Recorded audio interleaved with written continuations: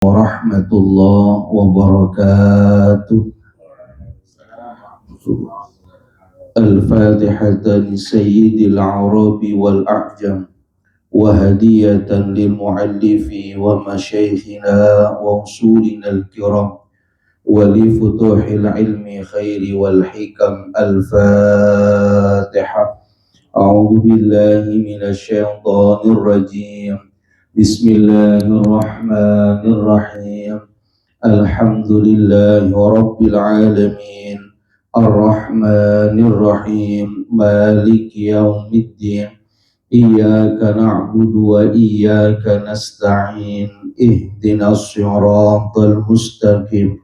Siratal ladzina an'amta 'alaihim ghairil maghdubi 'alaihim waladdallin. Amin. Bismillahirrahmanirrahim. Qala al-muallifu rahimahullahu ta'ala, kaifiyatut tayammumi, bagaimana caranya melakukan tayammum. Wa kaifiyatut tayammumi, adapun cara daripada melakukan tayammum itu, antuhdoro turaba, pertama hendaklah kau mendatangi satu tanah, lahu yang ada pada tanah itu gubarun akan debu.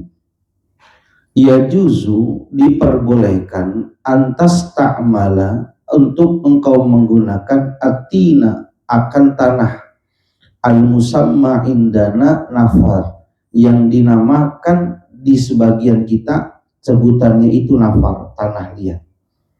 Ba'da daktihi, sesudah menghaluskan, daqqatin iddatan, dengan berulang kali, hatta yusbihalahu, sehingga menjadilah lahu akan tanah tadi gubarun na'imun, menjadi satu debu yang halus. Summa tadribu, kemudian kau pukulkan bikafaika dengan kedua tanganmu, wa anta mufarriqun asabi'aka, dan engkau melebarkan jari jemarimu, wa tamsahu bihima, dan mengusap dengan kedua tanganmu tadi, wajhaka, akan kepada wajahmu, badian, dengan memulai, bi'a'lahu, dengan bagian yang atas, wa ta'ammuhu, dan kemudian meratakan, bil mashi, dengan cara mengusap, bil mashi, dengan cara mengusap. Summa tadribu, kemudian kau memukulkan bikafaika tsaniyan, dengan kedua telapak tanganmu yang kedua kali, ala turabi, atas debu, wa tamsahu, dan kau mengusap bikafika, dengan kedua tanganmu, al yusra, dari yang tangan kiri, al yadal yumna, kepada tangan yang sebelah kanan, ilal marafiqi, sampai dengan siku. Summa bikafikal yumna, kemudian dengan telapak tanganmu yang kanan, al yadal yusra, kepada tangan yang sebelah kiri, kazalika, demikian pula, wa ta'ummuha, dan mengusap dari hak itu tadi keduanya, bil masih, dengan meratakan usapan tadi. Bapak Ibu hadirin yang dimuliakan Allah Subhanahu wa ta'ala, puji syukur sama-sama kita panjatkan kehadirat Allah Subhanahu wa ta'ala yang masih mengkaruniakan kepada kita dengan beribu-ribu nikmat, bahkan berjuta-juta nikmat.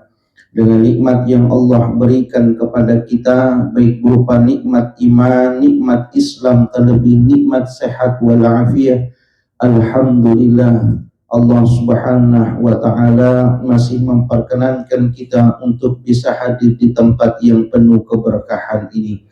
Mudah-mudahan hadirnya kita menjadi obat buat kita, hadirnya kita menjadi wasilah akan turunnya keberkahan dari Allah Subhanahu wa ta'ala. Amin, amin ya rabbal alamin. Bapak Ibu yang dimuliakan Allah, kita masih melanjutkan kajian fikih kita, masih berbicara terkait tentang tayamum. Kita sudah membahas pada pertemuan yang lalu tentang muqaddimah tayamum. Tayamum ini merupakan salah satu rukhsah, salah satu keringanan, keistimewaan yang Allah berikan kepada kita umat Nabi Muhammad yang tidak diberikan kepada umat-umat yang lain. Kalau umat-umat terdahulu, mereka kalau beribadah disuruh bersuci. Bersucinya itu menggunakan air. Kalau mereka tidak mendapati air selama 1 bulan, maka selama 1 bulan itu mereka nggak boleh mendekati tempat ibadah. Nanti kalau sudah dapat air, 1 bulan mereka meninggalkan ibadah, ibadahnya wajib diqodho. Tapi bagi kita umat Nabi Muhammad tidak. Ketika tidak mendapatkan air atau tidak bisa menggunakan air dalam hal urusan bersuci, maka Allah memberikan keringanan, boleh bersucinya dengan debu yang disebut dengan tayamum. Dikatakan oleh Nabi, wa ju'ilat turabu li tahura, dan dijadikan pada diriku debu ini menjadi suci dan bisa dipakai untuk bersuci. Ini keistimewaan. Yang kedua, kita harus belajar tentang tayamum ini. Karena fungsi daripada tayamum, saya mengingatkan kembali ada 3. Fungsi yang pertama apa? Adalah untuk mengganti daripada wudhu kita. Yang kedua, menggantikan mandi janabat kita.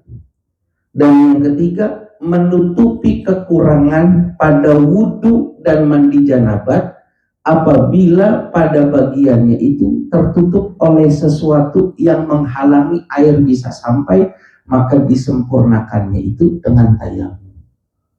Kalau kita nggak belajar, kita wudhu lalu kita masukkan tangan kita yang pakai Hansaplast, itu nggak bakal masuk airnya ke sini. Maka nilai ibadah kita 0. Kenapa? Bersuci kita nggak sempurna. Makanya urgensitas tayamum ini menjadi maqasid toharoh yang harus kita pelajari. Tujuannya adalah untuk apa? Menyempurnakan ibadah kita. Nah, siang hari ini kita membahas bagaimana caranya tayamum. Saya tadi sudah sempat datang itu pukul 11:05.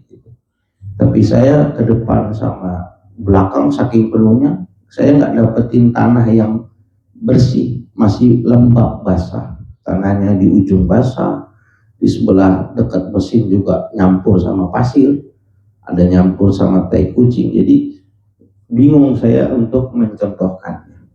Tapi di dalam kitab ini caranya gimana?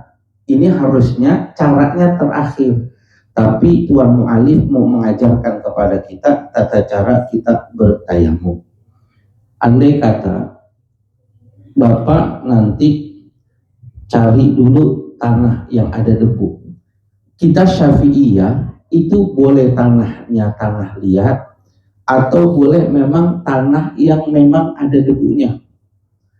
Kita nggak boleh pakai batu bata. Kenapa? Sudah dalam proses yang asli. Debu yang dari bedak nggak boleh. Debu yang asli itu seperti yang nempel di kaca. Yang nempel di kaca tuh kalau kita bersihin, kita lap kan ada tuh ya. Nah itu namanya debu. Atau debu yang nempel di muka kita tuh kalau kita lagi di jalan. Nggak kelihatan, tapi kalau kita pakai pembersih hilang tuh hitam. Nah aslinya itu gubar demikian. Bapak dapat dulu, taruh di nampan kertas. Ini nampan Bapak kasih kertas. Selesai Bapak kasih kertas putih, lalu Bapak awirin debu tanah. Awirin debu tanah. Pertama datangin tanah yang punya debu. Selesai, ini kan ada tanah nih Pak. Maka kita ambil kertas yang tadi, anggap ini 2 kertas. Ini kan diawirin tanah ya. Ini bukan ini yang kita pakai. Kalau kita pakai tanah yang langsung di sini, cemong muka kita. Karena yang dipakai itu debunya yang halus. Kalau kita tayamum, itu wajah kita nggak kelihatan kalau kita harus pakai tayamum. Kenapa? Ya seperti orang naik sepeda motor kena debu gitu, nggak kelihatan. Maka debunya ambil kertasnya, ditipisin di tempat. Tadi yang kertas putih ada bekas sisa warnanya nggak? Ada apa nggak? Ada. Ini ada bekas debu-debu yang halus masih nempel. Debu-debu yang kasar, kerikil-kerikil udah jatuh. Kenapa? Udah dibersihin. Ada nih, ada. Nah nih, kita harus bedain mana debu yang sudah mustakmal sama debu yang belum mustakmal. Dalam melakukan tayamum itu, anggota yang dibasuh cuma dua, yaitu tepukan pertama dipakai untuk membasuh muka, tepukan yang kedua untuk membasuh kedua tangan. Caranya gimana? Bapak, karena ini bukan air, maka tidak ada syarat sampai masuk ke daerah-daerahnya. Tapi jam tangan, cincin harus dilepas. Kalau wudhu pakai air nggak perlu. Kalau seandainya Bapak yakin cincinnya digoyang-goyang air masuk bisa. Tapi kalau debu nggak bisa, makanya harus dicopot semua. Copot semuanya. Udah selesai dicopot, udah kebuka semuanya. Bapak ambil dulu. Ini kan udah debu halus nih. Bapak masukin tangan Bapak. Masukin kering ya, nggak basah, kering. Ambil satu. Nih. Udah ada di sini nih. Jangan langsung dipakai, disuruh tepakin dulu pakai kedua telapak tangan gini. Ini jantung belum mustakmal, kenapa? Belum dipakai niat, makanya tepak dulu. Udah selesai. Nah nih, mulainya badian bi'aklahu, mulainya begini. Ini atas nih, gini nih, tuh, nih, hidungnya harus kena, dua bibirnya harus kena. Udah. Tadi ulangin ya, ini, nih, gini nih, atas nih. Udah nih. Udah cukup, jangan. Dia bukan air. Tapi nggak kelihatan, emang nggak kelihatan. Itu Islam tuh. Ambil, ditipisin. Nah, waktu kita mengusap jangan deket sini, takut debunya jatuh. Itu yang jadi mustakmal. Yang di situ belum mustakmal, pakai. Udah cukup, selesai. Ambil lagi, ambil lagi. Niatin bersihin, niat yang kedua ambil, buang lagi, ya kan? Nah ini caranya dibagi dua.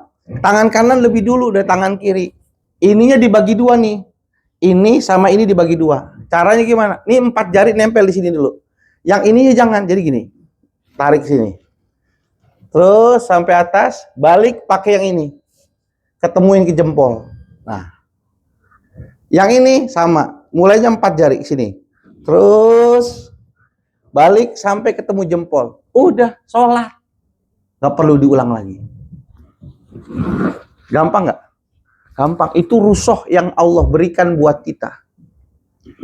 Ada sahabat yang pintar. Kalau yang kemarin meninggal dia, gara-gara mandi janabat nggak kuat meninggal. Ada sahabat yang pintar. Ditegur sama sahabat yang lain, "Weh, kok nggak mandi janabat?" "Saya nggak bisa mandi janabat." "Kenapa?" "Keadaannya dingin." "Terus gimana caranya?" "Saya menggunakan tayamum." Maka diadukan sama Nabi.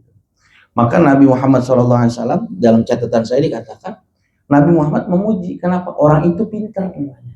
Kenapa? Memang bisa tayamum dipakai dalam keadaan tertentu, termasuk mengganti mandi janabat. Apa mandi janabat harus guling-guling? Yang enggak, sama seperti itu. Nah, yang saya bilang tadi, andainya Bapak, mohon maaf, yang namanya wudhu baru boleh pindah kalau anggota yang dibasuh sebelumnya udah sempurna. Ini bagian wudhu kita nih Pak nih, segini nih, anggota ini yang disebut dengan wajah. Ini harus kena nih. Sekarang, mohon maaf, bocor. Diperban sini nih. Maka jidatnya kena nggak kalau pakai air? Nggak kena. Maka yang kita basuh adalah bagian yang kering segini deh. Ini nggak boleh kena nih. Kalau basah lagi, kata dokternya nggak sembuh-sembuh. Maka kita basuh semampu kita. Proses ini aja nih. Nah, ini kan belum sempurna. Ya nggak boleh basuh tangan. Maka keringkan tangan kita, lakukan tayamum. Yang tayamum ini menyempurnakan anggota daripada yang tidak bisa terbasuh.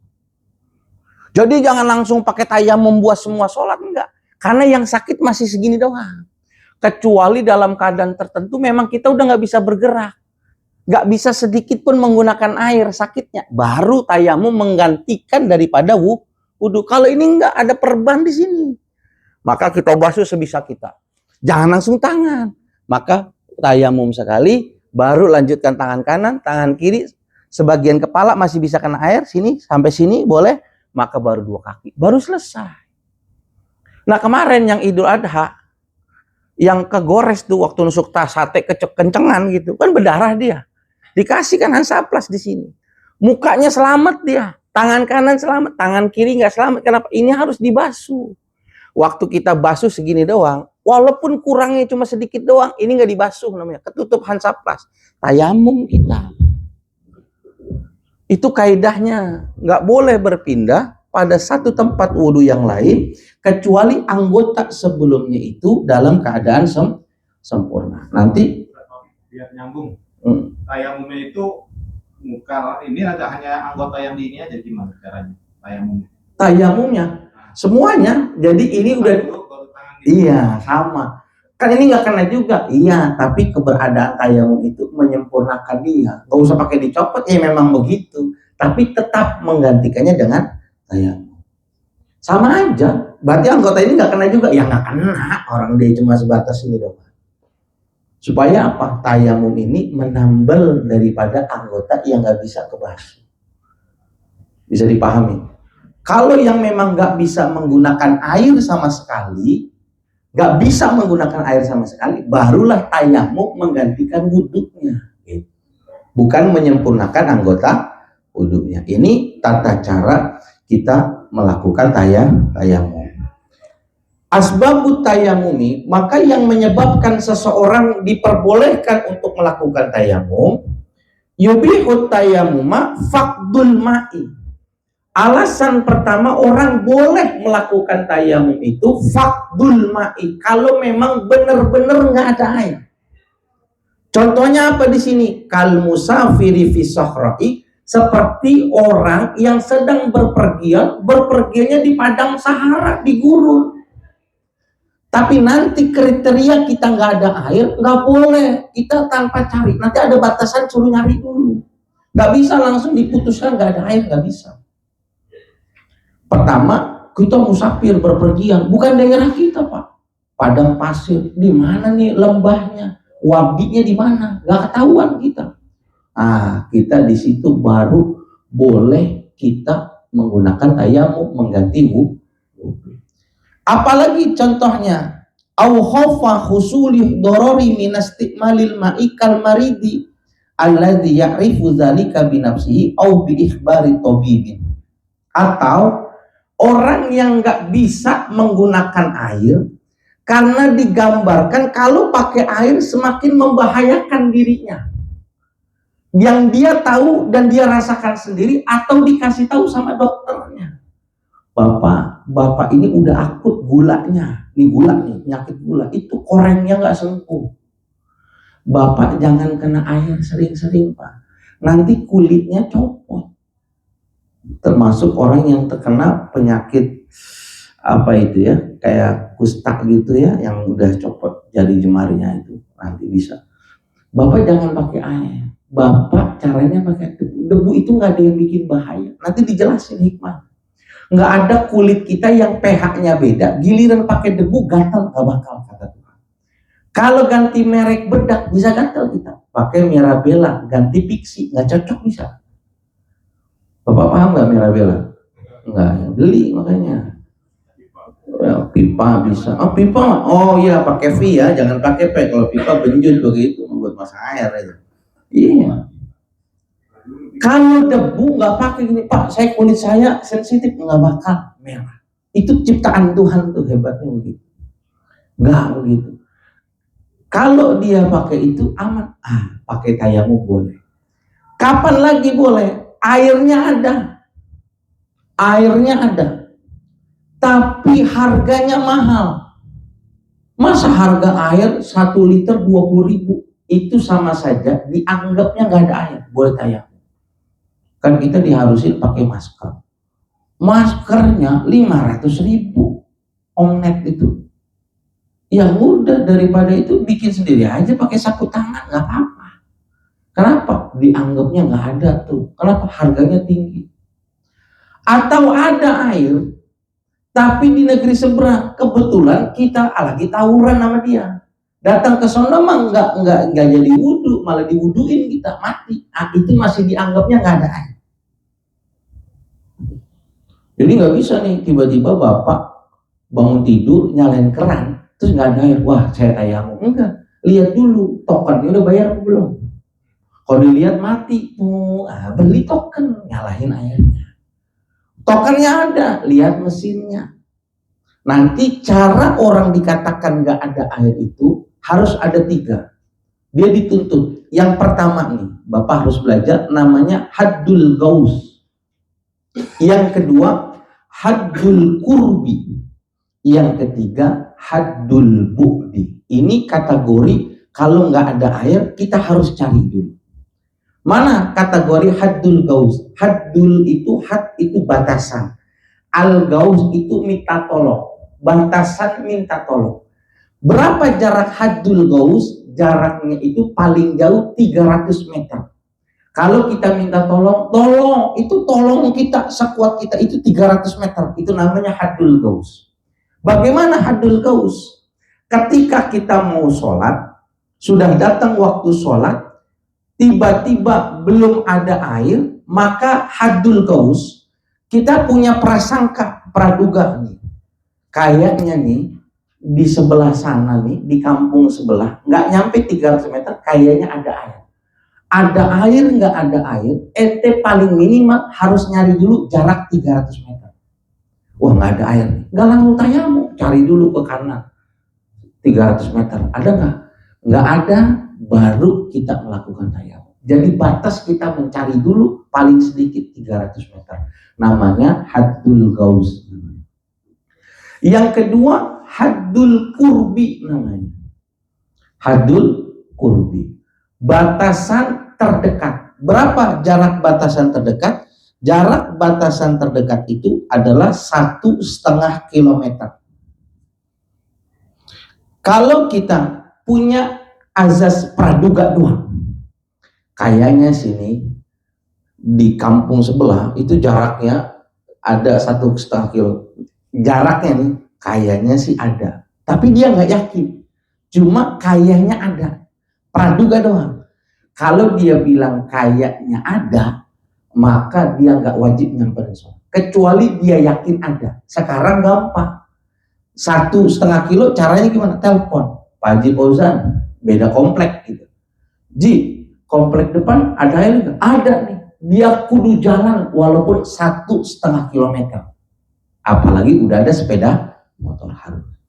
Tapi haddul bu'di yang nomor 3, kalau seandainya 1,5 kilo nggak ada tuh, dia yakin adanya air itu di atas 2 kilo, walaupun air di 2 kilo ada, nggak wajib dia ke sana. Kenapa? Hitungannya sudah jauh. Jadi batasan kita mengatakan tidak ada air, haddul gaus 300 meter doang. Kalau 300 meter harus jalan, nggak boleh buka pintu. Wah kayaknya kerannya nggak jalan. Kayaknya di sana kering kelontang juga. Udah tayamum, nggak bisa. Bagi siapa? Orang fakdul ma yang nggak ada air. Bisa dipahami? Bisa dipahami. Beda kalau urusannya sakit. Urusan sakit. Kalau sakit mah biar kata kerannya kenceng juga. Nah. Beda urusannya sama orang yang masyaqqat, memang dilarang menggunakan air. Itu beda. Ini dalam keadaan umum kita mau wudhu, nggak ada air, kita wajib mencari paling jauh haddul gaus sepanjang 300 meter. Bisa dipahami? Nah. Syurutut tayammum. Syarat-syarat, mohon maaf, di sini ada nih, kalau kita lihat dalam tempat yang lain, dalam kitab yang dikatakan. Tadi boleh boleh seseorang menggunakan tayamum karena nggak ada air setelah kita cari. Kedua, gara-gara orang tersebut dalam keadaan terhalang, sakit, atau ada air harganya banyak. Nah sekarang boleh juga apa?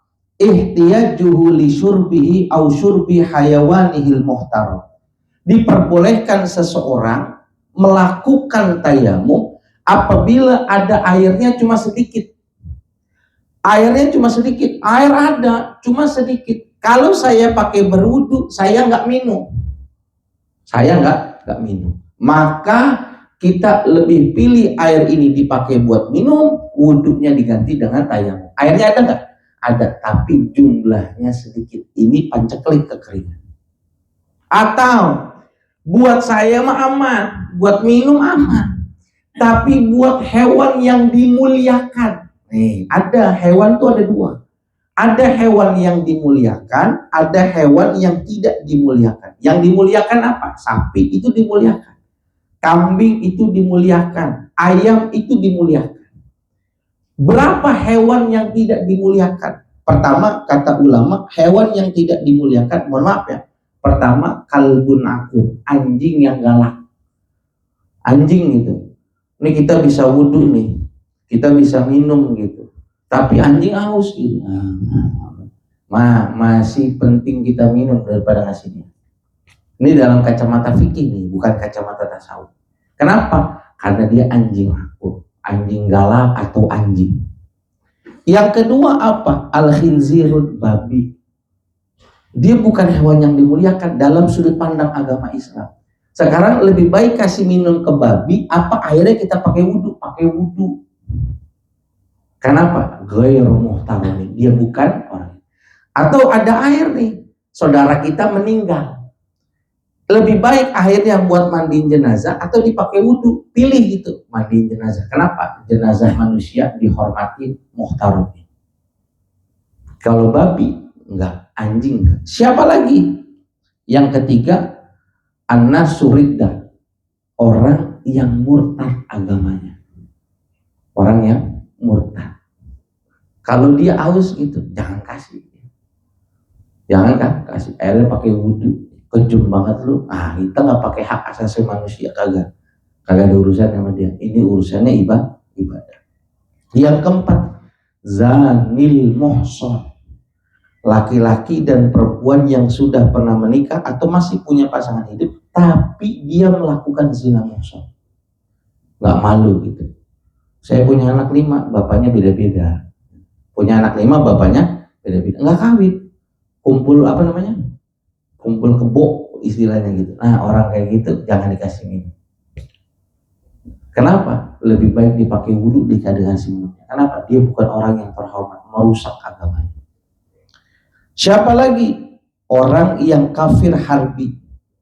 Orang kafir tapi menantang kepada kita untuk berperang terus. Kalau dia damai sama kita, kasih. Engkau yang suka ngasih pasir ke masjid, engkau yang walaupun nggak paham ucapin assalamualaikum Pak Haji kalau butuh apa ambil aja. Nih kayak begini jangan diperangi, dilindungi, bayar pajak, dilindungi walaupun engkau. Tapi kalau engkau orang-orang yang menentang kepada peperangan kepada kita, maka orang ini jangan dikasih minum. Yang keenam, siapa? Min tahawwani anis sholat, orang yang sering ninggalin sholat. Minuman tinggal dikit nih, tinggal segini nih. Dia kehausan, pakai wudhu biar mati aja dia. Sampai ulama bilang demikian. Kenapa? Tahawwana anis sholat. Orang itu meremehkan ibadah sholat. Bisa dipahami. Nah, ini sebab-sebab seseorang bisa melakukan tayamum. Nah, agar tayamum kita sempurna, maka 2 hal yang harus kita pelajari. Pertama, kita bahas syarat tayamum. Yang kedua, kita harus bahas tentang fardunya tayamum. Kita paham, tapi kita nggak ngerti 2 hal ini, maka percuma tayamum kita. Maka dijelaskan sini di buku Bapak. Syurutut tayamum, syarat-syarat daripada melakukan tayamum itu apa? Pertama, wujudul uzri al-mubihilahu, adanya uzur yang memperbolehkan seseorang tayamum. Uzurnya apa? Tadi udah disebutkan di atas. Nggak ada air, sakit, airnya mahal, ada di kampung orang, dicari nggak ketemu. Ini namanya perkara yang diperbolehkan. Karena seandainya begini, Bapak nyari air nggak ada nih Pak. Kering nih 300 meter. Bapak kan tayamum nih. lagi selesai tayamum, tiba-tiba bini kita teriak, alhamdulillah, mesinnya jalan lagi keluar air. Itu tayamumnya batal, ganti wudhu. Beda kalau kita tayamum, sholat dulu, sholat kita udah selesai, assalamualaikum warahmatullahi wabarakatuh. Berarti tiba-tiba bini kita bilang, Pak, alhamdulillah airnya nyala gitu. Sholatnya nggak perlu diulang.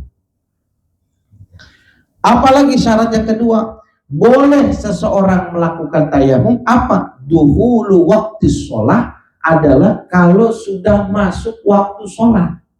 Kalau belum masuk waktu sholat, nggak boleh kita melakukan tayamum. Sekarang mau sholat zuhur, boleh tayamum. Beda dengan orang yang sudah wudhu, artinya yang dalam kasus umum. Kalau wudhu, kita mau wudhunya jam 9 buat sholat zuhur, boleh. Karena asasnya wudhu itu kapan saja boleh. Tapi kalau tayamum nggak boleh. Cari dulu airnya, kalau nggak dapat, udah masuk waktu sholat, baru boleh ditayamum. Berarti kalau sholat jenazah, kapan pakai kita tayamumnya? Kalau seandainya jenazahnya sudah dimandiin. Kita habis sholat zuhur, udah selesai dong. Nanti kan dijelasin, satu tayamum buat satu ibadah doang. Pak Ustadz, tolong sholatin emak saya baru meninggal nih, lagi dimandiin. Oke. Pas mau nyolatin, kan nggak ada air, udah saya cari nggak ada air. Maka saat itulah saya boleh bertayamum. Kalau jenazahnya sudah dimandikan, dikain kafanin, saya tayamum, saya jaga diri, waktu ngimamin, saya ngimamin. Kapan lagi syarat yang ketiga? Tolabul ma'i, setelah airnya dicari tadi itu batasan haddul gaus, haddul qurbi, haddul bu'di. Yang keempat, at-turabu at-tahuru, harus menggunakan apa? Debu yang suci. Allazi lahu gubarun, yang pada tanah tersebut terdapat debu yang halus. Dari sinilah yang Bapak harus tabilo. Orang kita Islam itu kata-katanya satu dari awal, at-turab, tanah. Kita nggak bisa melakukan tayamum dengan sesuatu yang berdebu kalau bukan dari tanah. Jok, ada debunya, ada bisa jadi, tapi bukan dari tanah. Yang nggak sah orang melakukan tayamum dari apa? Dari jok. Kenapa harus dari tanah? Tembok, kalau memang ada. Di pesawat mana ada dilapin? Nggak bisa. Memang harus benar-benar dari debu. Berarti kita kalau mau pergi haji umroh bawa debu dong. Iya, bisa ditangkap kita. Kenapa? Ya bikin pencemar. Berarti bawa air aja. Kalau bawa air, setiap orang bawa air buat berwudu, anggaplah 2 botol ini. Satu pesawat itu 800 orang. Itu pesawatnya nggak nyampe Ka'bah itu. Nyampainya Qorobul Ka'bah. Keberatan bawa air.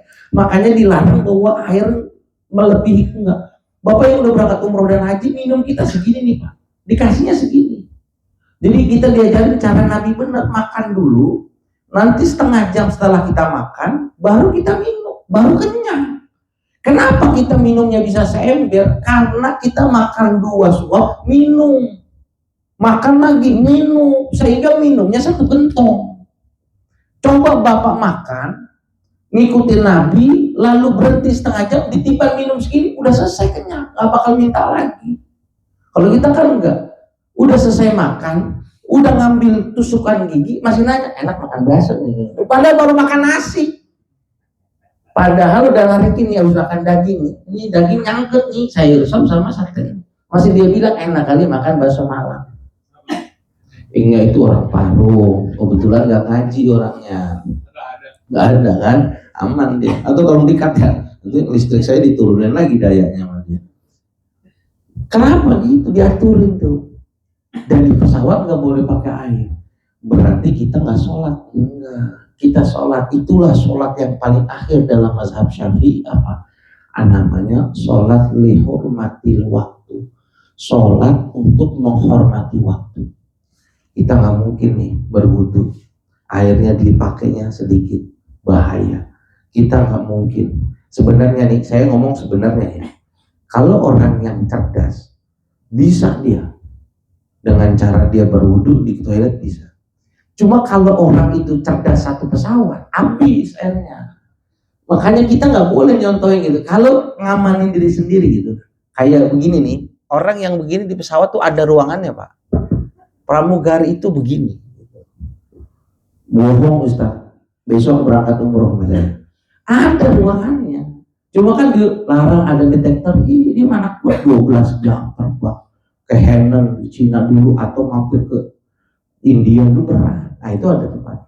Kita nggak ngajarin begitu. Kita kan dilihatin, Ustaz gimana sholatnya? Udah, kita sholatnya dihormati waktu. Tidak dalam keadaan bersuci, menghadapnya tidak menghadap kiblat. Sholat di atas kursi. Caranya gimana? Kan kita udah ngajarin itu di tempat mana sih? Allahu Akbar. Udah dong. Sami Allahu liman. Allahu Akbar. Allahu Akbar. Yang penting badan kita bergerak.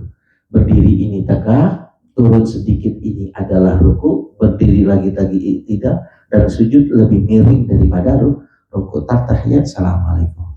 Nanti ketika sudah sampai di Jeddah, ada waktu luang, kita dikasih waktu 1,5 jam sebelum makan, maka kita di situ wudhu, sholatnya diulang. Kata ibu-ibu, ya tahu gitu mendingan gua sholat aja di Jeddah, ngapain sholat di pesawat. Nah pertanyaan saya, siapa yang memberikan kepastian pesawat kita sampai Jeddah selamat?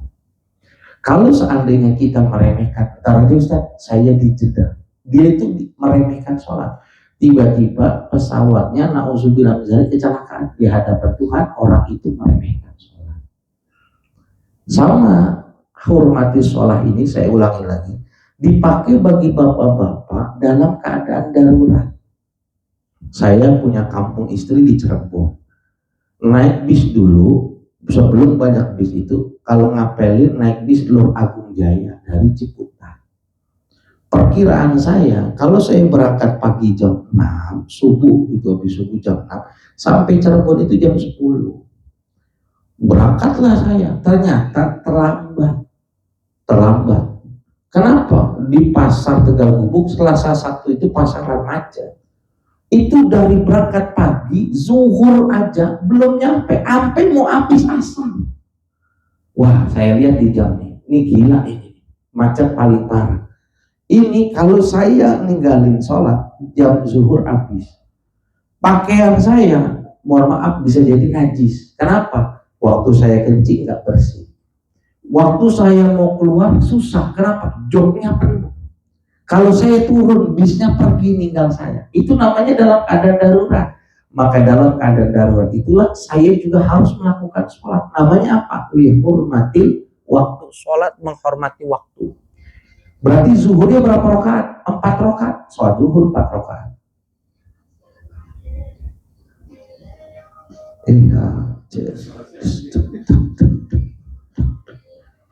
Ada yang nyangkut itu kali itu nih. Ada suara musiknya itu. Ya, tetap sholat dihormati waktu. Nanti kalau sudah sampai Cirebon, saya ganti baju copot, saya bersih-bersih, lalu sholat lagi zuhur diulang di waktu asar. Kenapa? Karena tadi sholatnya nggak sempurna. Kalau gitu nanti aja Ustaz, kalau udah nyampe rumah mertua aja, yang bilang bisa saya selamat siapa? Itulah kenapa Islam jangan sekali-kali berani ngeremehin sholatnya. Inilah yang disebut syarat-syarat kita melakukan tayamum, dan bagaimana kaifiat untuk orang yang mau melakukan tayamum. Insyaallah pada pertemuan yang akan datang kita akan bahas tentang fardu tayamum. Niat tayamum itu ada 3 tingkatan, Pak. Bapak salah niat, maka nggak bisa tayamum itu dipakai sholat. Makanya kita harus pahami niat tayamum itu nanti terbagi menjadi 3, karena niat adalah bentuk fardu di dalam melakukan tayamum. Dan kita perlu tahu apa perkara-perkara yang bisa membatalkan tayamum dan bagaimana hukum tayamum itu sendiri di dalam hikmah dalam agama Islam. Barangkali sekian dari saya, barangkali ada yang ingin disampaikan atau ditanyakan terkait tentang tayamum ataupun di luarnya, saya persilahkan.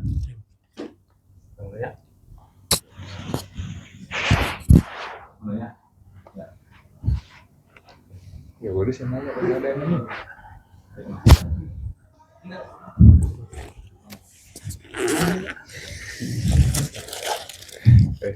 Sini. Langsung. Ya, gitu ya.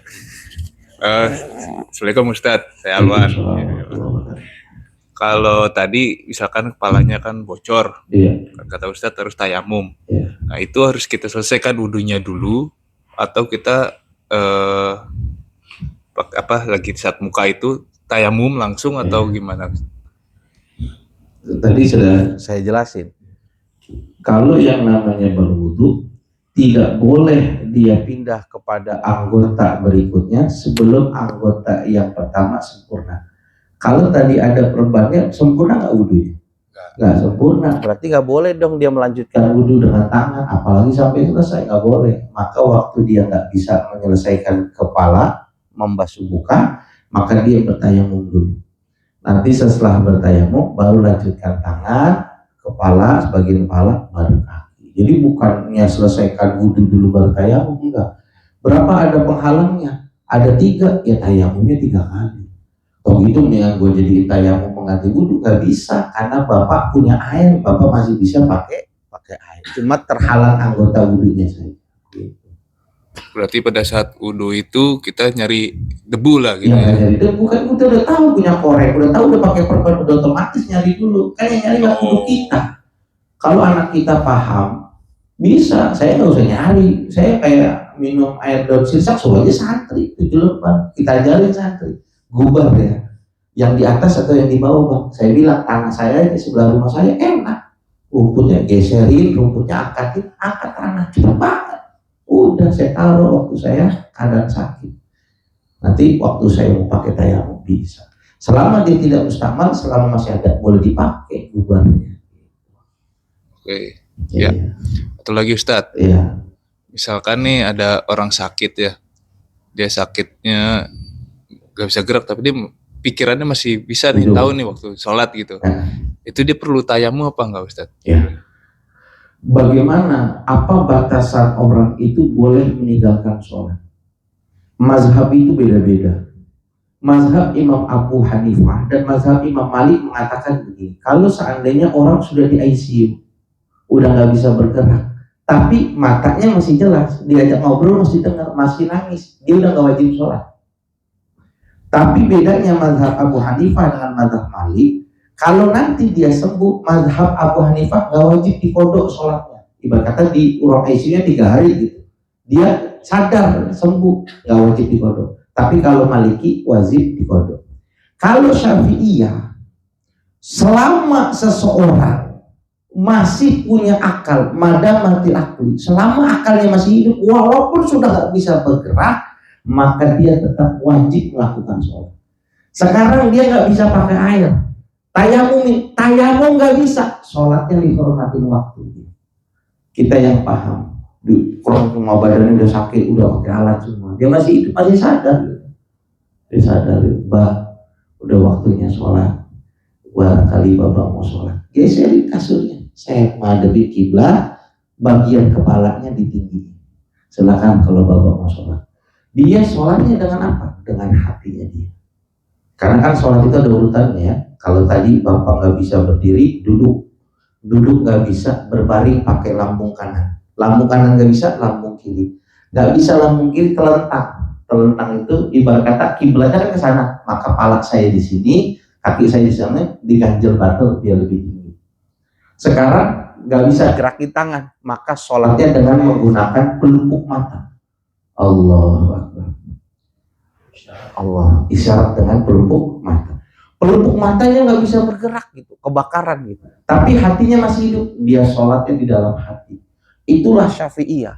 Kalau sudah nggak bisa sholat dalam hati, udah tinggal disolatin, berarti sudah meninggal dunia. Itu Syafi'iyah, kata ulama kita, satu-satunya mazhab yang ihtiyat, hati-hatinya luar biasa. Saking pentingnya sholat, dalam keadaan demikian diwajib sholat. Jadi kita punya orang tua kayak saya, yang orang tua saya notabene sama agama. Saya waktu dia sholat ya saya baringin. Jadi bisa nggak mau diwuduin apa? Enggak, gua masih bisa wudu. Jangan. Saya lihat orang dikit, kalau dia nggak sempurna, dia ngelapin dulu yang ini, dia tayamum baru. Umumnya kan di tangan ya. Nah harus pakai sebelum bahas ini dia tayamum. Atau dia dikasih tahu sama dokternya, Pak jangan kena airnya, langsung dia nengok. Nggak bisa dalam keadaan parah, ya kita arahin kasurnya, kiblatnya ke sana aja, kepalanya geser. Dia mau sholat, apalagi yang sudah Allah kasih memang disaruh gitu buat umurnya mahal, dia mau ibadah, jangan digini. Nah nanti aja sholatnya kalau subuh, Bapak tenang-tenang aja, yang penting Bapak sehat dulu. Salah. Dia biasanya masih mau ibadah. Saat sakit itulah orang ingat sama Tuhan. Jangan disuruh tenang-tenang aja. Bapaknya meninggal, ya udah dibayarin ininya gitu ya. Tapi kalau orang sakit itu, Ustaz, mungkin nggak sih, misalkan dari jeda kita udah suruh sholat nih, kita nggak tahu dia sholat apa enggak nih ya, cuman kita menganggapnya dia sholat nih. Uzun-uzun harus sholat. Nah, tapi kita nggak tahu nih sebenarnya sholat apa enggak, kita udah ngarahin kan nih Iya sebenarnya. udah uzun-uzun aja. Gitu, anggapnya dia sholat ya. Iya. Nah, sampai dia nggak sadar kan, ada waktu orang tuh di ICU tuh udah nggak sadar gitu ya. Iya. Nah, itu ada jeda tiba-tiba 5 hari kemudian meninggal gitu. Nah, itu digantinya dengan apa? Kalau agama kita fidyahin dia. Berapa dia ninggalin sholat, bayarkan fidyah. Ada yang mau mengkiaskan dengan puasa. Walaupun nanti Bapak ketemu ulama, nggak ada bayarin fidyah sholat, nggak ada.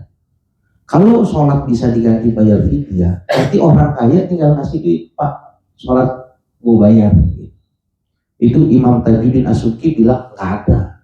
Tapi kalau kita mau berbakti, boleh bikinkan sedekah untuk ninggalin sholat. 1 kali sholat 1 mud. 1 mud berapa ons kirimin? 1 kilo dah gitu. Kan bapak kita nauzubillah ya, di rumah sakit anggaplah cuma 2 hari. Berarti kan 10 kali sholat 10 kilo buat kita yang sedekahin. Tapi nanti ada ulama yang mengatakan sholat enggak. Kalau ente mau nolongin, ente yang gantiin sholat. Kalaupun enggak juga nggak apa-apa. Kalau sholat nih ya, tapi kalau puasa wajib. Ulama sepakat bayar fidyah. Mak kita nggak puasa meninggal mak kita ninggalin puasa, maaf gara-gara sakit berapa? 30 hari ya 30 kilo gitu. Oh, berarti kalau kita gantikan sholat itu bisa berarti? Bisa. Ada ulama yang berpendapat demikian. Lebih bagus digantikan sholatnya. Pada saat misalnya kemarin udah lama nih. Setelah beliau meninggal. Oh langsung berarti? Nanti kalau beliau udah meninggal nih, kita merasa nih kayaknya nih di 2 hari terakhir beliau udah nggak sadar. Kan ninggalin sholat berarti kan? Iya. Nah boleh setiap habis waktu kita berdoa. Dengan satu catatan ya, abang nggak punya utang sholat. Kalau abang punya utang sholat, abang bayar utang sendiri. Jadi kalau punya utang jangan bayar utang orang lain dulu, utang kita sendiri dibayar. Mau badalin haji, kita haji dulu, baru bisa badalin begitu. Iya. Iya. Iya. Saat menghormati waktu. Misalkan di waktu zuhur nih, kita lakuin, berarti kan nanti dibayarnya di waktu asar ya? Ya nggak kudu, kalau udah sampai tempat masuk waktu zuhur bisa dibayar. Ya. Nggak buruk. Nah itu mana dulu, asar dulu apa? Nah, kaidah dilarang melakukan sholat setelah sholat asar itu kalau dilakukannya secara sengaja, tahari. Tahari itu orang yang melakukan sholat tanpa ada sebab, karena sengaja. Kita bapak udah sholat asar, gabut nih, sholat aja, haram. Tapi kalau ada sebabnya enggak, contohnya bapak udah sholat asar, bapak masuk ke dalam masjid, niatnya mau nyalain lampu masjid. Kan orang kalau ada masuk masjid ada sholat sunnah, kan namanya apa? Tahiyat masjid. Maka gara-gara bapak masuk masjid, bapak boleh sholat. Lah sekarang bapak mau udah jelas-jelas punya utang sholat. Kalau bayar utang, kira-kira nih, kan biasanya siang, bayar jam 2 malam boleh nggak? Kita mau bayar utang nih, sama orang jam 2 malam 10 juta, boleh apa nggak? Boleh. Begitu juga bayar utang sholat kapan saja boleh.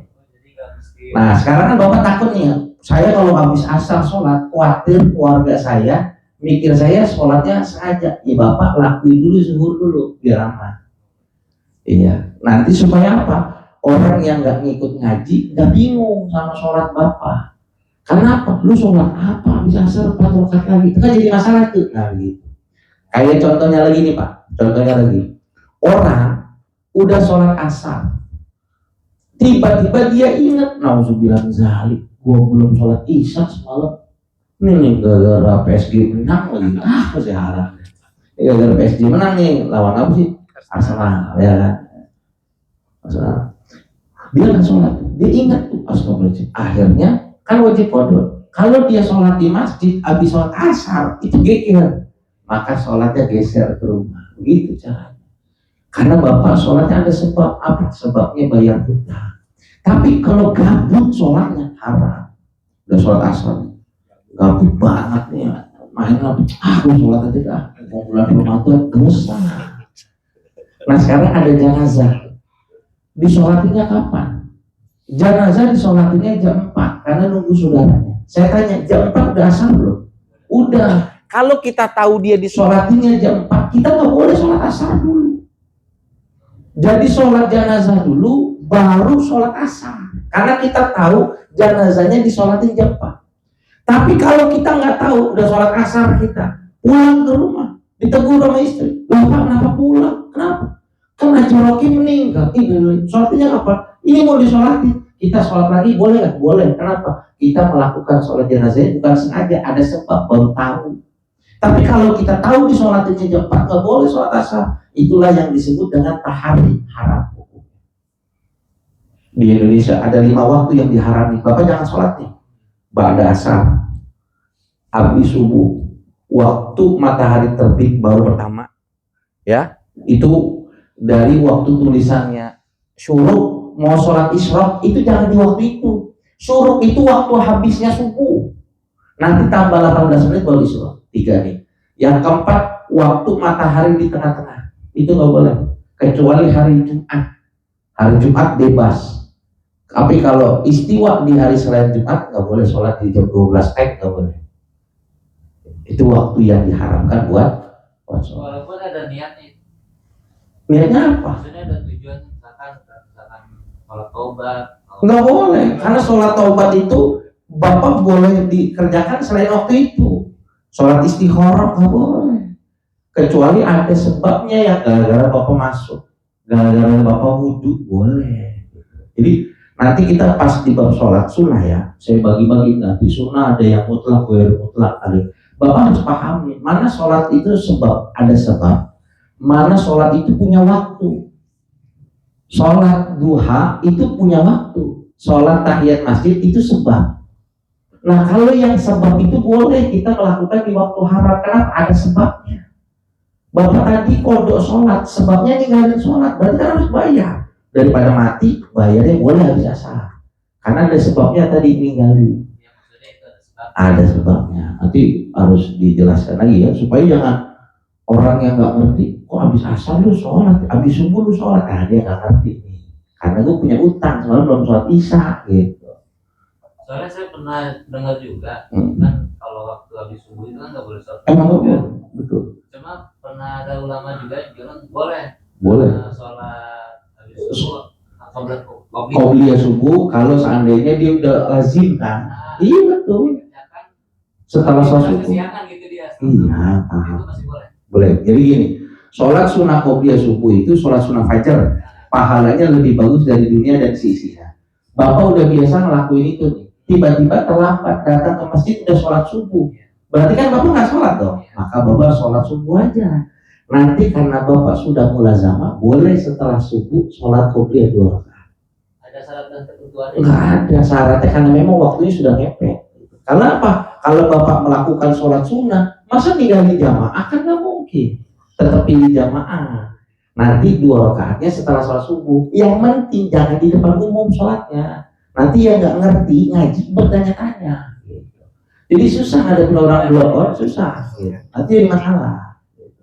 Jadi kita harus bikin siasat. Itu Nabi bikin siasat. Siasat, Nabi caranya begitu. Boleh, habis subuh gara-gara ninggalin itu. Nanti kita jelasin kalau udah masuk bab sholat pelan-pelan supaya waktu beramal kita punya ilmu. Saya sering di masjid itu saya marah gitu. Tit. Biasa waktunya sholat suruh, saya bilang ini goblok kan biasa ke masjid saya bilang. Tahu nggak ini suruh ini maknanya apa? Waktu sholat isya salah. Setiap sholat, ini terakhir ya izinnya biar nggak salah. Setiap sholat itu punya waktu habis. Zuhur habis itu asar. Asar habis itu maghrib. Maghrib habis isya. Isya habis subuh. Subuh habisnya apa? Jangan bilang subuh.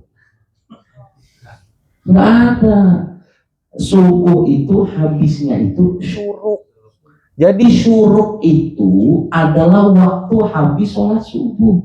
Sekarang syuruknya ini jam 6. Kita sholat subuhnya jam 6 kurang 5. Itu masih adaan, walaupun udah terang. Gak usah kodoan. Kenapa? Syuruknya belum habis. Kalau mau sholat isyraq, dari syuruk itu tambahin 18 menit baru sholat isyraq. Jadi waktunya mataharinya udah naik. Itulah boleh sholat isyraq, boleh sholat duha, bebas. Tapi kalau bapak pas syuruk sholat, itu yang diharami, matahari baru terbit gitu. Baru kajian saya 35 menit udah habis. Waduh, besok saya. Yang kedua, orang salah paham. Dia bilang qobliyah waktunya habis kalau sudah qomat. Kata siapa? Qobliyah itu habis kalau seandainya waktu sholat habis. Saya datang, saya kesini nih. Saya datang misalkan mau sholat zuhur, ternyata udah qomat, terlambat. Saya sholat zuhur aja. Nanti selesai sholat zuhur, saya ngelakuin qobliyah dan ba'diyah bisa. Bisa kenapa? Waktunya belum habis, zuhurnya masih ada. Itu yang ngajarin waktu qobliyah habis pas qomat siapa? Wah, lu ngapain qobliyah? Kan udah qomat. Nah ini yang susah ya. Karena dia nggak ngerti batasan qobliyah kapan. Ba'diyah habisnya kapan? Selesai sholat fardu sampai waktu sholatnya habis. Begitu. Nah makanya habis sholat subuh kan jam 5. Waktu subuh habis belum? Belum. Berarti dia qobliyah bisa nggak? Bisa. Cuma masalahnya jangan depan umum aja. Orang awam nggak ngerti. Jelasin orang awam, buka kitab lagi. Mulai lagi gini jadi panjang itu, panjang lagi. Nanti pas bawa sholat bapak tanya sepuas-puas. Supaya amalia kita tenang, nggak takut. Begitu. Saya kira cukup ya, karena jam makan siang ini. Takutnya udah pada lama sudah begini, jangan pulang Ustaz ngomong mulu, nggak udah. Ada juga katanya Isa, bisa jam 12 malam. Nah itu, ini yang juga saya mau menceritakan, dan itu teman haji saya. Iya. Maksud saya pengen jelasin jadi itu nanti ya, ada waktunya. Mudah-mudahan Allah memberikan kemanfaatan ilmu. Subhanakallahumma wa bihamdika asyhadu an la ilaha illa anta astaghfiruka wa atubu ilaik. Assalamualaikum warahmatullahi wabarakatuh.